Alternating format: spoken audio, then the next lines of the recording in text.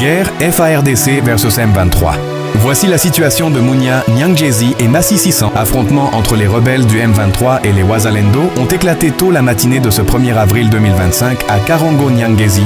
Des sources sur place renseignent que ce sont les éléments Wazalendo qui ont attaqué les positions. Les combats se sont poursuivis même jusque dans le centre commercial. Toutes les activités ont été paralysées l'avant-midi de ce mardi dans cette partie du sud Kivu. Et les habitants dans les localités voisines comme Mumosho, en territoire de Kabaré, la psychose s'est installée. Des sources sur place indiquent que la situation est redevenu calme cet après-midi et là, pour l'instant, aucun bilan n'est disponible. Il sied de rappeler que ce nouveaux affrontements interviennent quelques jours seulement après que d'autres affrontements ont été rapportés dans le même groupement. Le gouvernement congolais et les rebelles du M23 soutenus par le Rwanda souhaitent tenir des pourparlers directs le 9 avril, ont indiqué mardi des sources des deux camps, ce qui pourrait renforcer les efforts du Qatar. La réunion de Doha serait la première négociation directe entre les deux parties, depuis que les combattants du M23 ont pris les deux plus grandes villes de l'Est du Congo, lors d'une offensive rapide qui a fait à tous ceux qui se posent plusieurs questions sur l'ouverture ou non des banques dans les zones sous contrôle des rebelles à l'occurrence.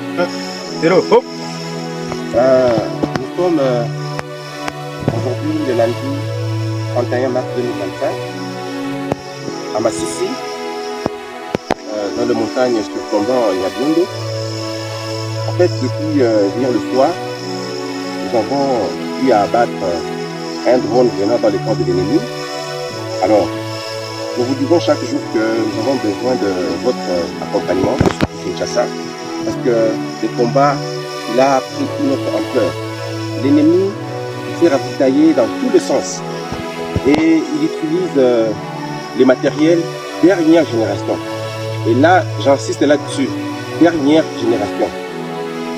Vous allez constater avec moi que ce drone que nous avons abattu hier, il a une capacité vraiment extraordinaire. Il est de fabrication 2024.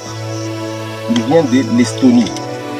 On nous dit que ça vient de l'Estonie, fabrication 2024.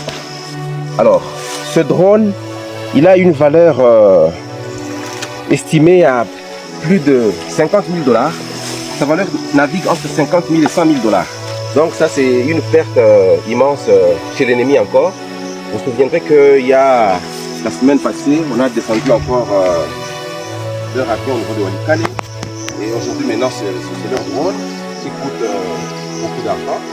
Alors, vous voyez que nous sommes nous ne sommes pas dans une festivité, nous sommes sur le champ de bataille. Et donc, c'est pour nous encore une occasion d'interpeller Kinshasa pour accompagner les Wazalendo. Vous vous imaginez 1 an, 2 ans, 3 ans en train de faire face aux ennemis qui sont lourdement armés et qui ont un matériel pas le moindre. Donc, l'année de fabrication 2024. Et ils sont suréquipés. Donc Kinshasa accompagner ces jeunes gens qui ont laissé leur famille et qui versent leur sang pour la cause de la patrie. Ça, c'est l'APCLS qui vient de faire ce travail louable, du général Janvier Karaïri. Je vous remercie.